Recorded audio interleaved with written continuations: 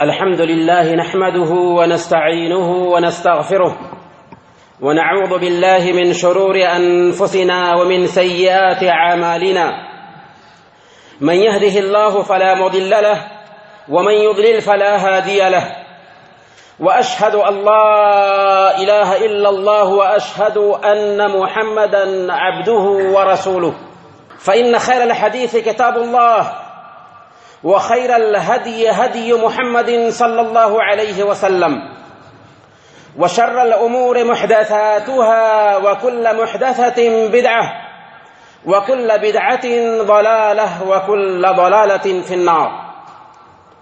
فاعوذ بالله السميع العليم من الشيطان الرجيم. بسم الله الرحمن الرحيم. قالت إحداهما يا أبت استأجره إن خير من استأجرت القوي الأمين. رب اشرح لي صدري ويسر لي أمري واحلل عقدة من لساني يفقه قولي. سبحانك لا علم لنا إلا ما علمتنا إنك أنت العليم الحكيم.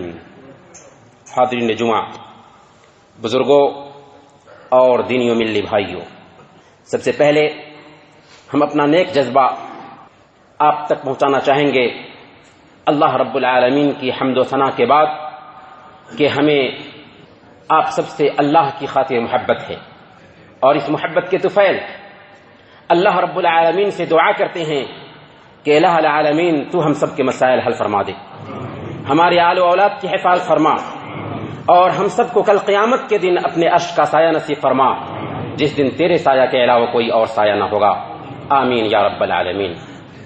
محترم بزرگوں اور بھائیوں، آج کے اس خطبہ جمعہ میں انشاءاللہ ہماری گفتگو کا ٹاپک وہ ہوگا جس کا براہ راست ہم سب سے تعلق ہے، جس کی خاطر ہم نے ترک وطن کیا ہے، جس کی خاطر ہم کویت میں رہ رہے ہیں۔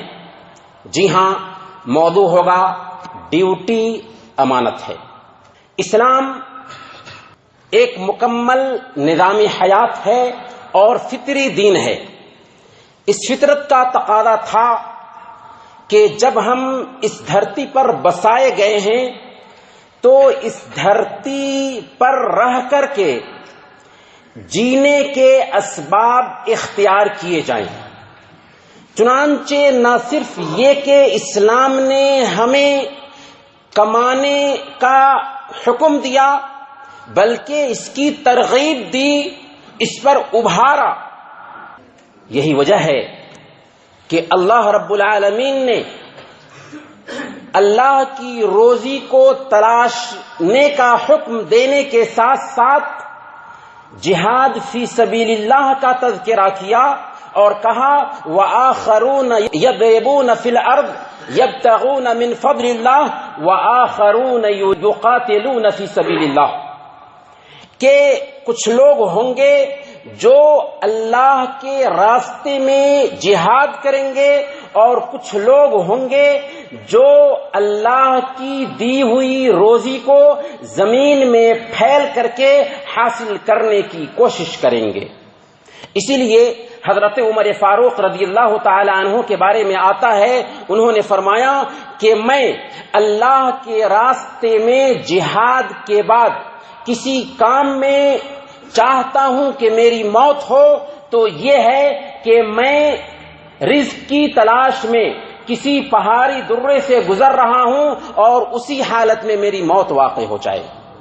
ہمارے لیے اللہ کے نبی صلی اللہ علیہ وسلم کی زندگی میں اسوہ اور نمونہ ہے، جنہوں نے بکریاں چرائیں، کاروبار کیا، اپنے صحابہ کرام کو کاروبار کرنے پر ابھارا، یہاں تک کہ فرمایا کہ تم میں سے بہتر انسان وہ ہے جو اپنے ہاتھ کی کمائی کھاتا ہے، اور حضرت داؤد علیہ السلام اپنے ہاتھ کی کمائی کھاتے تھے، حالانکہ وہ ایک بادشاہ تھے اور نبی بھی تھے۔ اللہ کے نبی صلی اللہ علیہ وسلم کے پاس ایک آدمی آتا ہے مانگنے کے لیے، اللہ کے نبی صلی اللہ علیہ وسلم جن کی صفت یہ تھی کہ جو کوئی بھی آتا اسے خالی ہاتھ جانے نہیں دیتے تھے، لیکن اس وقت اللہ کے نبی صلی اللہ علیہ وسلم اس سے کہتے ہیں کہ کیا تمہارے پاس کچھ ہے؟ وہ انصاری صحابی کہتے ہیں کہ میرے پاس ایک پیالہ ہے جس سے میں پانی پیتا ہوں اور ایک چادر ہے جسے اوڑھتا ہوں. آپ نے فرمایا کہ جاؤ اسے ہی لے کر آؤ. چنانچہ وہ صحابی لے کر کے آتے ہیں. اللہ کے نبی صلی اللہ علیہ وسلم صحابہ کرام کے بیچ میں اعلان کرتے ہیں کہ ہے کوئی جو اسے خریدے.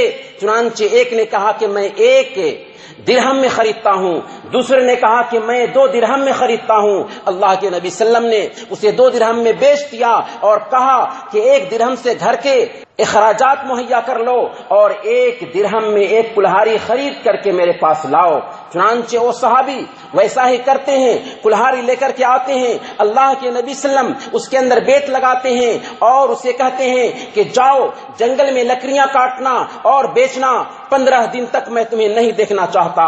15 دن کے بعد وہ صحابی آتے ہیں تو 10 درہم جمع کر رکھا تھا. اللہ کے نبی صلی اللہ علیہ وسلم نے اس وقت کہا کہ دیکھو یہ تمہارا اپنے ہاتھ سے کمانا بہتر ہے اس بات سے کہ تم اللہ رب العالمین کے پاس میں آؤ تو تمہارے چہرے پر مانگنے کا نشان ہو. جی ہاں، اللہ رب العالمین کا سب سے پہلے نمبر پر ہمیں شکر ادا کرنا چاہیے کہ اس ذات پاک نے ہمیں حلال روزی مہیا کیا، برسر روزگار بنایا. سب سے پہلا یہی تقاضا ہے کہ ہم اللہ رب العالمین کا شکر ادا کریں کہ اس نے ہمیں ڈیوٹی دی، ہم کما لے رہے ہیں، حلال ذریعہ سے اپنے بچوں کی تربیت کر لے رہے ہیں.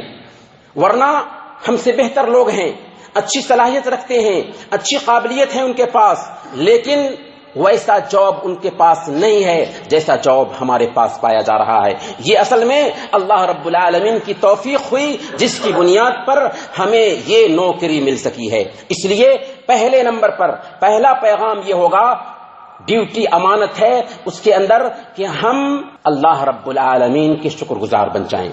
دوسرے نمبر پر روزی کے تعلق سے ہم پریشان نہ ہونے پائیں. عام طور پر جب روزی کا مسئلہ آتا ہے، جب کاروبار کا مسئلہ آتا ہے اور کبھی کبھار کسی طرح کی پریشانی اس حوالے سے ہوتی ہے تو ہم عجیب طریقے سے پریشانی کا شکار ہو جاتے ہیں. نہیں، پریشانی نہیں ہونی چاہیے. کیوں؟ اس لیے کہ روزی ہمیں کمپنی نہیں دے رہی ہے، روزی ہمیں ہمارا مینیجر نہیں دے رہا ہے، بلکہ روزی کا مالک اللہ رب العالمین ہے. وہی ہمیں روزی دیتا ہے، جیسے وہ چاہے گا ہمیں روزی دے گا.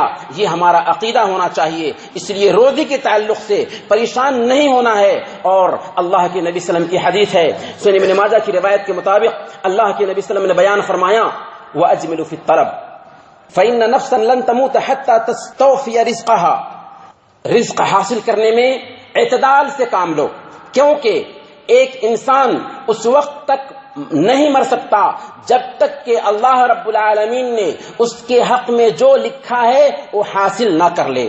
اس لیے ایک اللہ والے کی بیوی کے بارے میں آتا ہے کہ جب وہ وفات پا گئے تو ان کی بیوی سے کسی نے کہا کہ ابھی تمہارے شوہر تھے تو وہ تم پر خرچ کرتے تھے، وہ تو وفات پا چکے ہیں، تو اب تیرا کیا حال ہوگا؟ اس نے کہا تھا کہ زوجی منذ ان تزوجته عرفته اکالا وما عرفته رزاقا فلئن ذهب الاکال بقي الرزاق. کہ جب سے میں نے اپنے شوہر سے شادی کی اس وقت سے میں نے یہی جانا کہ وہ کھانے والے تھے، کھلانے والے نہیں تھے. اگر کھانے والا جا چکا تو ابھی بھی کھلانے والا باقی ہے، وہ کھلاتا رہے گا. جی ہاں، یہ ہے تصور ایک مسلمان کا. لہذا ہمارے اندر یہ احساس ہونا چاہیے کہ روزی کے حوالے سے پریشان نہ ہو. اللہ رب العالمین ایسے راستے سے ہمیں کھلائے گا جس کا گمان بھی نہیں ہوگا. تیسرے نمبر پر ہمیں چاہیے کہ عادت کو عبادت بنائیں. کیا مطلب؟ ہم ڈیوٹی 8 گھنٹے کرتے ہیں، 10 گھنٹے کرتے ہیں، ہمارا یہ کمانا دنیا کی خاطر ہوتا ہے، بچوں کو پوسنے اور پالنے کے لیے ہوتا ہے. لیکن ہماری یہ جو عادت ہے اگر چاہیں تو اس عادت کو عبادت بنا سکتے ہیں. جیسے ہم نماز پڑھتے ہیں، جیسے ہم قرآن پڑھتے ہیں، جیسے ہم ذکر کرتے ہیں، ویسے ہی ہماری یہ ڈیوٹی بھی عبادت بن سکتی ہے. وہ کیسے؟ اگر ہم یہ سوچیں کہ میں اس لیے کماؤں تاکہ حلال روزی ملے اور حلال روزی سے اپنے بچوں کی تربیت کروں. اگر ہم یہ سوچیں کہ میں جو ڈیوٹی کے لیے جا رہا ہوں تو وہاں پر مجھے لوگوں کی خدمت کرنے کا موقع مل جاتا ہے، اور اسلام ہمیں لوگوں کی خدمت کرنے پہ ابھارتا ہے۔ تو یہ جذبہ اگر ہمارے اندر آئے گا کہ میں لوگوں کی خدمت کر رہا ہوں یا حلال روزی کما لوں تاکہ اس کے ذریعہ میں اپنے بچوں کی تربیت کروں، تو یہ سوچ آنے کے بعد، یہ نیت آنے کے بعد ہماری وہ ڈیوٹی، ہماری وہ ملازمت بھی عادت سے عبادت میں چینج ہو جائے گی۔ صحیح بخاری کی روایت ہے، اللہ کے نبی صلی اللہ علیہ وسلم نے حضرت سعد بن ابی وقاص رضی اللہ تعالی عنہ سے فرمایا تھا، انک لن تنفق نفقۃ تبتغی بها وجه اللہ الا اجرت علیها حتى اللقمة تدعها في فم امرأتک، کہ اے سعد تم جو کچھ بھی خرچ کرتے ہو اللہ کی رضامندی حاصل کرنے کے ارادے سے، یہاں تک کہ ایک لقمہ بھی جو اپنی بیوی کے منہ میں ڈالتے ہو، اس میں بھی تمہیں اجر اور ثواب ملتا ہے۔ جی ہاں، ایک لقمہ جو ہم اپنے بچوں کو کھلاتے ہیں اس کے اندر بھی ہمیں اجر ملے گا جبکہ ہم نیت اچھی رکھیں۔ یہی وجہ ہے کہ امام طبرانی نے کعب بن عجرہ سے ایک روایت نقل کی ہے، اس کے اندر آتا ہے کہ اللہ کے نبی صلی اللہ علیہ وسلم ایک مرتبہ صحابہ کرام کے ساتھ میں کہیں جا رہے تھے، راستے میں ایک شخص کو دیکھا کہ وہ بہت محنت کر رہا ہے کھیت میں۔ صحابہ میں سے ایک شخص نے کہا کہ کاش کہ اس آدمی کی محنت اللہ کے راستے میں ہوتی۔ اللہ کے نبی صلی اللہ علیہ وسلم نے اس کی تائید نہیں فرمائی بلکہ کہا کہ اگر یہ اپنے معصوم بچوں کے لیے محنت کر رہا ہے تو اس کی یہ محنت اللہ کے راستے میں ہے، اگر یہ اپنے عمر دراز اور سن رسیدہ ماں باپ کے لیے محنت کر رہا ہے تو یہ بھی اللہ کے راستے میں ہے، اور اگر یہ اپنے نفس کے لیے محنت کر رہا ہے تو یہ بھی اللہ کے راستے میں ہے۔ ہاں، اگر یہ ریا کے لیے، گھمنڈ اور تکبر کے لیے محنت کر رہا ہے تو شیطان کے راستے میں ہوگا۔ دیکھا کہ ہم جو کماتے ہیں اپنے بچوں پہ خرچ کرنے کے لیے، اپنے ماں باپ پر خرچ کرنے کے لیے، اپنے اوپر خرچ کرنے کے لیے، اور نیت اچھی رکھتے ہیں تو یہ عادت عبادت بن جاتی ہے۔ اس لیے ہمیں ہمیشہ کام کے وقت میں بحیثیت مسلمان یہ دھیان میں رکھنا چاہیے کہ ہم اس لیے کما رہے ہیں تاکہ حلال روزی کے ذریعہ اپنے بچوں کی پرورش کریں، یہ عادت عبادت بن جائے گی۔ چوتھے نمبر پر ڈیوٹی پر جانے کے بھی کچھ آداب ہوتے ہیں جن کا خیال رکھنا چاہیے۔ سب سے پہلے نمبر پر ڈیوٹی اگر ہماری ایسی جگہ پر ہے جو آباد جگہ نہیں ہے تو وہاں جانے کے بعد ہم ایک دعا پڑھ لیں۔ اللہ کے نبی صلی اللہ علیہ وسلم نے بیان فرمایا کہ جو کوئی بھی کسی جگہ جاتا ہے اور یہ دعا پڑھ لیتا ہے، اعوذ بکلمات اللہ التامات من شر ما خلق، تو جب تک کہ وہاں پر رہتا ہے وہاں کی کوئی بھی چیز اس کو نقصان نہیں پہنچاتی۔ اس لیے اس دعا کا اہتمام کر لیں۔ اور اگر ہم کسی آفس میں کام کرتے ہیں تو ادب یہ ہے کہ آفس میں جانے کے بعد پہلی فرصت میں وہاں پر جو لوگ موجود ہیں انہیں سلام کریں، کیونکہ سلام کرنا محبت کو بڑھاوا دیتا ہے اور اس کے اندر اجر اور ثواب بھی ہے۔ اللہ کے نبی صلی اللہ علیہ وسلم نے کہا تھا، اولا ادلکم علی شیء اذا فعلتموه تحاببتم افشوا السلام بینکم، کیا میں تمہیں وہ نسخہ کیمیا نہ بتاؤں کہ اگر تم اسے اپناتے ہو تو آپس میں محبت بڑھے گی؟ کہا کہ سلام کو آپس میں عام کرو۔ اسی طرح سے ہمیں چاہیے کہ کام کے بیچ میں لوگوں کا دل جیتنے کی کوشش کریں، لوگوں سے مسکرا کر معاملہ کریں، کیونکہ مسکرا کر کسی سے ملنا، مسکرا کر معاملہ کرنا، ایک شخص گاہک ہے ہمارے پاس میں آیا ہے، اس سے اگر ہم معاملہ کر رہے ہیں اور مسکرا کر کے گفتگو کر رہے ہیں تو اگرچہ ہم ڈیوٹی کر رہے ہیں لیکن چونکہ ہم مسکرا کر ملے، اس مسکرا کر ملنے میں بھی اللہ پاک ہمیں اجر دے گا۔ اللہ کے نبی صلی اللہ علیہ وسلم نے بیان فرمایا، تبسمک علی وجہ اخیک صدقہ، کہ تمہارا اپنے بھائی سے مسکراتے چہرے کے ساتھ ملنا بھی اس کے اندر صدقہ ہے۔ اسی طرح سے ہمیں یہ احساس اپنے اندر پیدا کرنا ہے کہ ہم جو اپنے بھائی کی مدد کر رہے ہیں اس مدد کرنے میں بھی ثواب ہے۔ اللہ کے نبی صلی اللہ علیہ وسلم نے بیان فرمایا واللہ فی عون العبد ما کان العبد فی عون اخیہ، ایک بندہ جب تک کہ اپنے بھائی کی مدد میں لگا رہتا ہے اس وقت تک اللہ رب العالمین اس بندے کی مدد کرتا رہتا ہے۔ اسی طرح سے ہمیں یہ احساس ہونا چاہیے کہ ہم کسی کے کام کو روک کر کے نہ رکھیں یا کسی کے کام میں ٹال مٹول سے کام نہ لیں، کیونکہ ہم یہ نہیں چاہتے کہ ہمارے کام کو دیر سے کیا جائے، بلکہ ہم یہ چاہتے ہیں کہ ہمارا کام جلدی سے کر دیا جائے۔ بالکل ایک مسلمان کی شان یہ ہوتی ہے کہ وہ جو اپنے لیے پسند کرتا ہے وہی اپنے بھائی کے لیے پسند کرتا ہے۔ لا یؤمن احدکم حتی یحب لاخیہ ما یحب لنفسہ، تم میں سے ایک آدمی اس وقت تک مومن نہیں ہو سکتا جب تک کہ وہ اپنے لیے جو پسند کرتا ہے وہی اپنے بھائی کے لیے پسند نہ کرے۔ اسی طرح سے اس بات کا خیال رکھنا چاہیے 5ویں نمبر پر کہ ڈیوٹی میں جاتے وقت اور ڈیوٹی سے نکلتے وقت کا خیال رکھا جائے، یعنی ہم وقت پر ڈیوٹی جائیں اور وقت سے ڈیوٹی سے نکل کر کے آئیں، وقت سے پہلے نہ نکلیں۔ عام طور پر ہم نماز کے پابند ہوتے ہیں، قرآن کی تلاوت کر رہے ہوتے ہیں، صدقات و خیرات کا اہتمام کر رہے ہوتے ہیں، نیکی کا کام کر رہے ہوتے ہیں، برائی سے روکنے والے ہوتے ہیں، لیکن جب معاملات میں آتے ہیں، جب ڈیوٹی کی بات آتی ہے تو وہاں پر کوتاہی کرتے ہیں۔ ڈیوٹی کے وقت میں نکل گئے، 2 گھنٹے لیٹ کیا اور اس کو کسی نہ کسی طرح سے چھپانے کی کوشش کی۔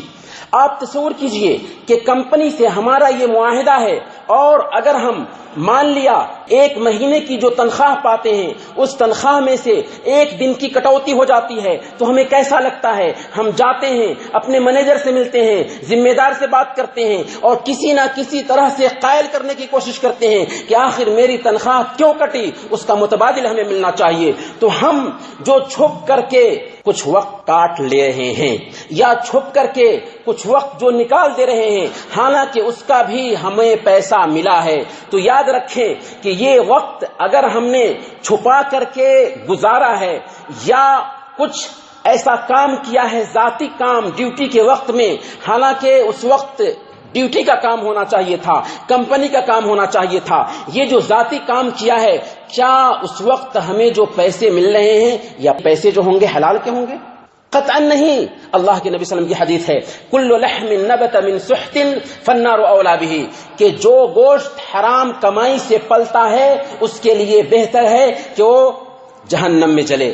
گویا کہ ہمیں اس بات کا بھی اپنے اندر احساس پیدا کرنا ہے کہ ہم ڈیوٹی کا جو وقت طے کیا گیا ہے اس کے اندر اپنا ذاتی کام نہ کریں، ڈیوٹی کے وقت پر پہنچیں اور ڈیوٹی کے وقت کے بعد ہی وہاں سے نکلیں۔ اگر ہم نے اس بیچ میں کوئی ذاتی کام کیا تو یہ معاہدہ کے خلاف ہوگا، اور اللہ رب العالمین نے بیان فرمایا ویل للمطففین، ہلاکت ہے، تباہی ہے ڈنڈی مارنے والوں کے لیے، ناپ تول میں کمی کرنے والوں کے لیے، کہ جب لیتے ہیں تو مکمل طریقے سے لیتے ہیں اور جب دیتے ہیں وزن کر کے دیتے ہیں یا ناپ کر کے دیتے ہیں تو کم کر دیتے ہیں۔ بالکل ویسے ہی ہوگا کہ ہم جب تنخواہ لے رہے ہیں تو اس وقت مکمل تنخواہ کا مطالبہ، لیکن کام میں کوتاہی پائی گئی تو ہم صرف ایک مینیجر سے معاملہ نہیں کرتے، ہم صرف ایک کمپنی سے معاملہ نہیں کرتے، بلکہ سب سے پہلے ہم اپنے رب سے معاملہ کرتے ہیں، جو رب ہمیں دیکھ رہا ہے،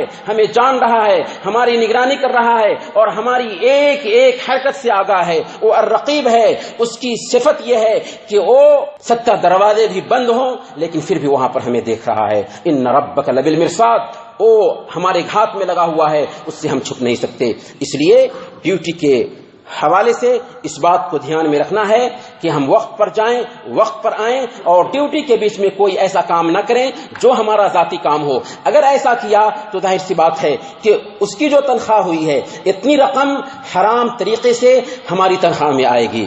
اسی طرح سے 6 نمبر پر یہ بات بھی آتی ہے کہ ہم ڈیوٹی سے چھوٹنے کے لیے کوئی بہانہ نہ بنائیں، بیماری کا بہانہ یا کسی طرح کا بہانہ۔ ٹھیک ہے بیماری ہے تو فطری طور پر کمپنی کی طرف سے چھٹی ملے گی، لیکن بہانہ بنا کر کے بھی اگر ہم پیپر تیار کرتے ہیں اور اس طرح سے ہم کمپنی کو دیتے ہیں تو ایک دن جو ہم نے بہانہ بنایا تھا یہ دھوکہ ہوگا کمپنی کو۔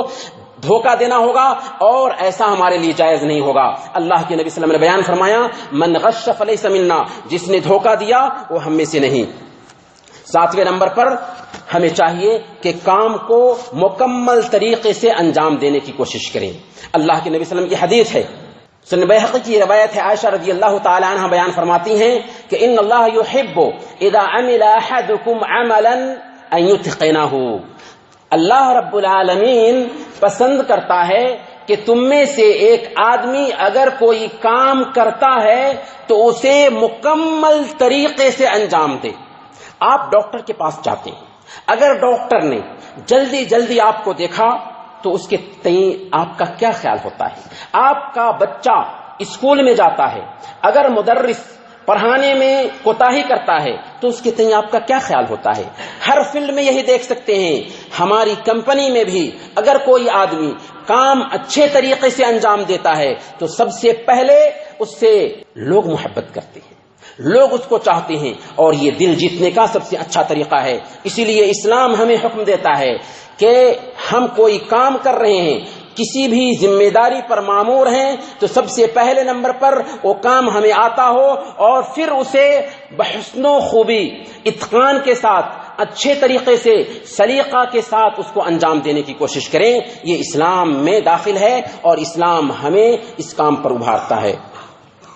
8ویں نمبر پر ہمیں چاہیے کہ ہم کمپنی کے ساتھ وفادار بنیں، مینیجر کے ساتھ وفادار بنیں۔ جس کمپنی سے ہمارا معاہدہ ہوا ہے اس معاہدہ میں ہم پکے اتریں۔ کیوں؟ اس لیے کہ اللہ رب العالمین نے ہمیں حکم دیا وَأَوْفُوا بِالْعَهْدِ، وعدے کی پابندی کرو، وعدے کو پورا کرو، جو وعدہ ہے اس کو پورا کریں۔ اگر وعدہ پورا نہیں کرتے ہیں تو یہ منافقین کی صفت ہو جائے گی، اور اللہ کے نبی صلی اللہ علیہ وسلم نے بیان فرمایا کہ منافقوں کی 3 صفت ہے کہ جب وہ بات کرتے ہیں تو جھوٹ بولتے ہیں، جب وعدہ کرتے ہیں تو وعدہ خلافی کرتے ہیں، اور جب ان کو امانت دی جاتی ہے تو اس میں خیانت کر گزرتے ہیں۔ 9ویں نمبر پر ہماری یہ ذمہ داری بنتی ہے کہ ہم کمپنی کے تئیں اور کام کے تئیں امانت دار بنیں۔ امانت دار کیوں؟ اس لیے کہ طاقت اور امانت کام کے لیے یہی 2 معیار ہے۔ حضرت موسیٰ علیہ السلام کے پاس ایک لڑکی آتی ہے جن کو بعد میں موسیٰ علیہ السلام کی بیوی بننے کا شرف حاصل ہوتا ہے، اور موسیٰ علیہ السلام کو بلا کر کے لے جاتی ہے اپنے باپ کے پاس۔ وہ اپنے باپ سے کہتی ہے کہ ابو جان آپ ان کو مزدوری پر رکھ لیجئے، کیونکہ ان کے اندر طاقت ہے اور ان کے اندر امانت داری ہے۔ گویا کہ صلاحیت کا ہونا اور امانت داری کا ہونا کسی بھی کام کے لیے بنیادی چیز ہوتی ہے۔ اس لیے ایک مسلمان کو سب سے پہلے نمبر پر امانت دار ہونا چاہیے، خاص کر کاروبار میں۔ اور یہ امانت داری ہی ہے کہ جس کے ذریعہ اسلام دنیا کے کونے کونے میں پھیلا۔ ہم دنیا کے کونے کونے میں دعات کو نہیں بھیجے تھے، اسلام کے دعات دنیا میں نہیں پھیلے تھے، بلکہ یہ مسلمان تھے جو اسلام کے نمونہ بنے تھے، کاروبار کرنے والے لوگ تھے، لیکن ان کے اندر سچائی تھی، ان کے اندر امانت داری تھی۔ اس امانت داری کو، اس سچائی کو لوگوں نے جب دیکھا تو اسلام کو گلے لگا لیا اور سوچا کہ جب اس اسلام کے ماننے والے ایسے ہوں گے تو اسلام کیسا ہوگا۔ اسی لیے صحیح بخاری اور مسلم کی ایک روایت ہے، اللہ کے نبی صلی اللہ علیہ وسلم نے اس کے اندر امانت کا پیغام دیا۔ اللہ کے نبی صلی اللہ علیہ وسلم نے 2 لوگوں کا قصہ بیان کیا، کہا کہ پرانے زمانے میں ایک آدمی نے ایک آدمی سے زمین خریدا۔ جب اس نے زمین خرید لیا تو اس زمین کو کھودنے گیا تو زمین کے اندر سے ایک سونے کا تھیلا ملا۔ وہ آدمی لے کر کے بیچنے والے کے پاس پہنچا اور اس سے کہا کہ بھائی جان، میں نے آپ سے جو زمین خریدی ہے اس زمین میں سونے کا یہ تھیلا پایا، چونکہ میں نے تو معاملہ کیا زمین کا، اس تھیلے کا نہیں، اس لیے یہ تھیلا آپ کا ہے، آپ رکھیے۔ زمین بیچنے والے نے کہا میں نے آپ سے زمین بیچا ہے تو زمین کے اندر کوئی چیز نکلی تو آپ ہی کی ہوگی، میرا کیسے ہو جائے گا۔ اب تیسرے آدمی کے پاس میں جاتے ہیں صلح اور صفائی کے لیے۔ چنانچہ اس آدمی نے دونوں سے یہ کہا کہ کیا تمہارے پاس لڑکا ہے اور کیا تمہارے پاس لڑکی ہے؟ دونوں نے کہا کہ ہاں ہمارے پاس لڑکا ہے، ہمارے پاس لڑکی ہے۔ اس نے کہا کہ دونوں کی شادی کر دو اور اس مال کو اس پر خرچ کرو اور صدقہ بھی کرو۔ اللہ کے نبی صلی اللہ علیہ وسلم کی یہ حدیث ختم ہوئی، لیکن اس واقعے پہ غور کیجئے۔ وہ آدمی جس نے زمین خریدا تھا تنہائی میں تھا، کوئی دیکھنے نہیں گیا تھا، اکیلے میں سونے کا تھیلا اپنی خریدی ہوئی زمین میں پا رہا ہے۔ اس کے لیے آسان تھا کہ اسے دبا دیتا اور کسی کو کانوں کان بھی خبر نہ ہوتی، لیکن اس نے ایسا نہیں کیا کیونکہ امانت تھی۔ پھر دوسرے بھائی کے پاس لے کر کے گیا تو اس کے لیے بھی آسان تھا کہ وہ کہتا کہ بھائی جان آپ کا بہت بہت شکریہ، ایک زمانہ پہلے میرا یہ تھیلا گم ہو گیا تھا، بہت تلاشا نہیں مل رہا تھا، آج ہمیں مل گیا، اور شکریہ ادا کر کے وہ تھیلا دبا دیتا۔ لیکن ایسا نہیں کیا کیونکہ وہ اللہ رب العالمین سے معاملہ کر رہے تھے جو ہماری ایک ایک حرکت سے آگاہ ہے۔ جی ہاں، یہ ہے امانت۔ امام ابن جوزی رحمۃ اللہ علیہ نے ایک واقعہ نقل کیا ہے ابن عمر رضی اللہ تعالی عنہ کا۔ نافع کہتے ہیں کہ ایک مرتبہ ابن عمر رضی اللہ تعالی عنہ کے ساتھ ہم مدینہ کے علاقہ میں گھوم رہے تھے۔ ایک وادی کے پاس پہنچے تو ابن عمر رضی اللہ تعالی عنہ نے ہم سے کہا کہ دسترخوان بچھاؤ تاکہ کچھ کھانا کھایا جائے۔ ہم نے دسترخوان بچھایا اور کھانا چن دیا گیا۔ اس وقت وہیں سے ایک چرواہے کا گزر ہوا۔ چرواہے سے ابن عمر رضی اللہ تعالی عنہ نے کہا کہ آؤ تم بھی اس میں سے تناول فرما لو۔ اس نے کہا کہ نہیں، میں روزے سے ہوں۔ ابن عمر کو تعجب ہوا کہ یہ آدمی چرواہا ہے، وادی میں ہے، بکریوں کے ساتھ ہے، لیکن روزہ رکھ رہا ہے اتنی دھوپ میں۔ پھر امتحان کے طور پر اس سے پوچھا کہ اے چرواہے، میں چاہتا ہوں کہ تم اپنی بکریوں میں سے ایک بکری مجھ سے بیچ دو، یہیں پر ذبح کرتے ہیں، گوشت بنائیں گے، تم کو بھی کھلائیں گے اور اس کی قیمت بھی چکا دیں گے۔ اس نے کہا کہ یہ بکریاں میری نہیں ہیں بلکہ میرے مالک کی ہیں، میں آخر کیسے بیچ دوں؟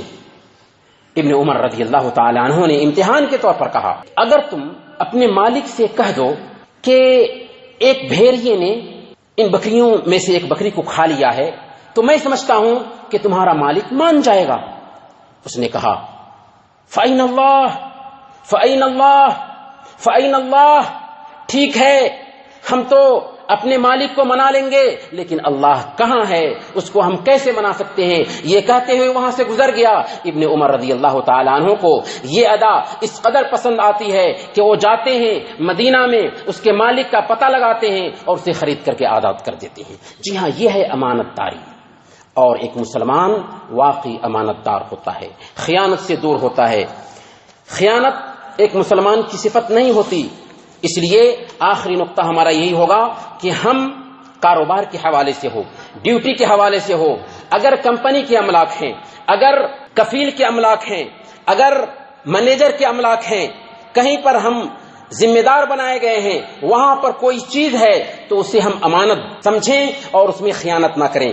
کیوں خیانت نہیں کریں؟ اس لیے کہ خیانت کے بارے میں اللہ کے نبی صلی اللہ علیہ وسلم نے بیان فرمایا، صحیح بخاری اور صحیح مسلم کی روایت ہے کہ اذا جمع اللہ الاولین والآخرین یوم القیامہ یرفع لكل غادر لواء فقیل هذه غدرة فلان ابن فلان، کہ جب اللہ رب العالمین شروع کے سارے انسانوں کو اور بعد تک پیدا ہونے والے سارے انسانوں کو ایک جگہ پر محشر میں جب اکٹھا کرے گا تو اس وقت دھوکہ دینے والوں، خیانت کرنے والوں کے لیے جھنڈا نصب کیا جائے گا اور اس جھنڈے پہ نام لکھا ہوگا کہ یہ فلاں بن فلاں کی خیانت ہے۔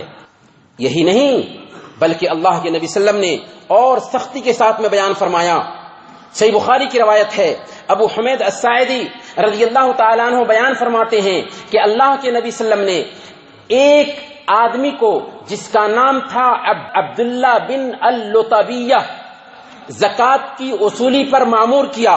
وہ زکوٰۃ وصول کرنے کے لیے گیا اور لے کر کے آیا تو اللہ کے نبی صلی اللہ علیہ وسلم سے کہا کہ ھذا لی وھذا لکم، یہ میرا حصہ ہے اور یہ سب کے سب آپ کا حصہ ہے۔ اللہ کے نبی صلی اللہ علیہ وسلم جب سنتے ہیں تو ممبر پر چڑھتے ہیں، اللہ کی حمد و ثنا بیان کرتے ہیں اور کہتے ہیں کہ یہ کیا بات ہے کہ تم میں سے ایک آدمی کو میں بھیجتا ہوں زکوٰۃ کی وصولی پر، زکوٰۃ لے کر کے آتا ہے تو کہتا ہے کہ یہ آپ کا ہے اور یہ ہمارا ہے، مجھے ہدیہ کے طور پر دیا گیا ہے۔ قسم ہے اس ذات کی جس کے ہاتھ میں محمد کی جان ہے، کیا وہ اپنے باپ یا اپنی ماں کے گھر میں بیٹھ کر کے دیکھتا کہ کیسے اس کے پاس میں ہدیہ آتا ہے؟ کل قیامت کے دن اگر اس نے زکوٰۃ کے مال میں سے ایک اونٹ چرایا ہوگا یا ایک گائے چرائی ہوگی یا ایک بکری چرائی ہوگی تو اسے لادے ہوئے اپنی پیٹھ پر آئے گا اور وہ آواز لگا رہا ہوگا۔ اس طرح سے صحیح بخاری کی روایت کے مطابق ایک دن اللہ کے نبی صلی اللہ علیہ وسلم خیانت کا ذکر کرتے ہیں اور اس کی شناعت بیان کرتے ہوئے کہتے ہیں کہ کل قیامت کے دن ایک آدمی نے اگر کوئی چیز خیانت کے طور پر رکھی ہوگی، کسی کا کوئی سامان دبا لیا ہوگا تو اسے لے کر کے اپنی پیٹھ پر آئے گا اور مجھ سے فریاد کرے گا، یا رسول اللہ اغثنی، یا رسول اللہ اغثنی، اے اللہ کے نبی صلی اللہ علیہ وسلم ہماری مدد فرمائیے۔ اس وقت اللہ کے نبی صلی اللہ علیہ وسلم فرمائیں گے میں یہاں پر تمہارا کچھ ساتھ نہیں دے سکتا، قد ابلغتک، میں نے تمہیں پہنچا دیا تھا، میں نے بات پہنچا دی تھی۔ کہنے کا مطلب یہ ہے کہ اگر ایک فلس بھی کسی کا ہم دبا لیتے ہیں، خیانت کے طور پر کسی کا لے لیتے ہیں، تو ایک فلس بھی اس کے بارے میں بھی کل قیامت کے دن ہم سے پوچھا جائے گا۔ اسی لیے اللہ کے نبی صلی اللہ علیہ وسلم کی ایک حدیث ہے، صحیح مسلم کی روایت ہے، اللہ کے نبی صلی اللہ علیہ وسلم بیان فرماتے ہیں من استعملناه منكم على عمل فكتمنا مخيطا فما فوقه كان غلولا يأتي به يوم القيامة، جس کسی کو بھی ہم نے کسی کام پر مامور کیا اور اس نے ایک سوئی کے برابر بھی یا اس سے زیادہ کوئی چیز ہم سے چھپا لیا تو کل قیامت کے دن اس خیانت کو لے کر کے آئے گا۔ گویا کہ آج کے ڈیٹ میں اگر ہم کمپنی سے ہی معاملہ کیوں نہ کر رہے ہوں، ہم اپنے کفیل سے ہی معاملہ کیوں نہ کر رہے ہوں، ایک سامان بھی کمپنی کا چھپا کر کے رکھتے ہیں یا اپنی ذات پر استعمال کر لیتے ہیں، یہ نہ سمجھیں کہ وہ معمولی ہے۔ اللہ کے نبی صلی اللہ علیہ وسلم بتا رہے ہیں کہ سوئی کے برابر بھی کوئی چیز اگر ہم نے استعمال کیا ہے، کل قیامت کے دن ہم اس کو پیٹھ پر لادے ہوئے آئیں گے اور اللہ کے دربار میں ہمارے لیے جھنڈا نصب کیا جائے گا جس کے اوپر لکھا ہوگا کہ یہ فلاں بن فلاں کی خیانت ہے۔ اس سے بڑھ کر ذلت کی بات اور کیا ہوگی؟ میرے بھائیوں، یہ 10 باتیں تھیں جو ڈیوٹی امانت ہے کے حوالے سے آپ کے سامنے میں رکھی گئی ہیں۔ مقصد صرف یہ ہے کہ تذکیر ہو، یاد دہانی ہو اور ہم اپنے معاملات پہ غور کریں، خاص طور پر بندوں کے حقوق، جس کے بارے میں صحیح مسلم کی روایت کے مطابق اللہ کے نبی صلی اللہ علیہ وسلم نے ایک دن صحابہ کرام سے پوچھا تھا کہ کیا تم جانتے ہو کہ مفلس کسے کہتے ہیں؟ لوگوں نے کہا کہ ہمارے بیچ میں مفلس تو وہ ہے جو درہم و دینار نہ رکھتا ہو۔ آپ نے فرمایا کہ کل قیامت کے دن مفلس وہ ہوگا جو نماز، روزے اور زکوٰۃ کے ساتھ آئے گا لیکن کسی کو گالی دی ہوگی، کسی کو مارا ہوگا، کسی کی عزت پہ حملہ کیا ہوگا، کسی کو ستایا ہوگا، چنانچہ سارے دعوے دار حاضر ہو جائیں گے اور ہر ایک دعوے دار کو اس کی نیکیاں لے کر کے دے دیا جائے گا۔ جب اس کی ساری نیکیاں ختم ہو جائیں گی اور ابھی بھی دعوے دار باقی رہ جائیں گے تو دعوے داروں کے گناہ لے کر کے اس کے سر پہ تھوپ دیے جائیں گے، فطرح فی النار، پھر اسے جہنم میں ڈال دیا جائے گا۔ کیسی ذلت اور رسوائی ہوگی اس دن۔ اس لیے یہ پیغام ہے سب سے پہلے میرے لیے اور تمام بھائیوں کے لیے کہ اگر کسی سے معاملہ کیا ہے، کسی کے املاک میں سے کچھ بھی رائی کے دانہ کے برابر بھی ہم نے دبا لیا ہے تو اس وقت کے آنے سے پہلے کہ جس دن روپیے پیسے حاصل نہیں ہوں گے، نیکیاں ہوں گی اور وہ ہم سے چھینی جائیں گی، رسوائی ہی رسوائی ہوگی، اس دن کے آنے سے پہلے اس کی ادائیگی کر دیں اور ڈیوٹی جو ہم کر رہے ہیں اسے امانت سمجھیں۔ اللہ تعالیٰ سے دعا ہے کہ اللہ تعالیٰ ہم سب کی توفیق عطا فرمائے۔ وصلی اللہ علی نبینا محمد وعلی آلہ وصحبہ اجمعین۔ بارک اللہ لنا ولکم فی القرآن العظیم ونفعنا وإیاکم بالآیات والذکر الحکیم، انہ تعالی جواد کریم ملک بر رؤوف رحیم۔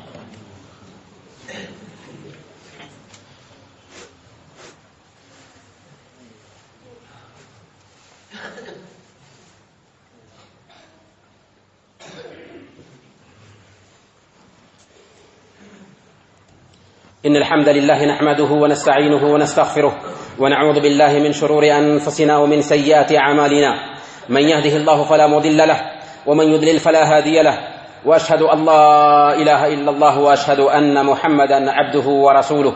فإن خير الحديث كتاب الله، وخير الهدي هدي محمد صلى الله عليه وسلم، وشر الأمور محدثاتها، وكل محدثة بدعة، وكل بدعة ضلالة، وكل ضلالة في النار. فأعوذ بالله السميع العليم من الشيطان الرجيم. بسم الله الرحمن الرحيم. إن الله وملائكته يصلون على النبي يا أيها الذين آمنوا صلوا عليه وسلموا تسليما. اللهم صل وسلم وبارك على محمد وعلى آل محمد كما باركت على إبراهيم وعلى آل إبراهيم إنك حميد مجيد. وارض اللهم عن الخلفاء الراشدين أبي بكر وعمر وعثمان وعلي وعن سائر الصحابة أجمعين. اللهم أمطر شآبيب رضوانك على جميع المؤمنين والمؤمنات والمسلمين والمسلمات الأحياء منهم والأموات. اللهم لا تدع لنا ذنبا إلا غفرته، ولا هما إلا فرجته، ولا دينا إلا قضيته، ولا حاجة من حوائج الدنيا إلا قضيتها يا أرحم الراحمين.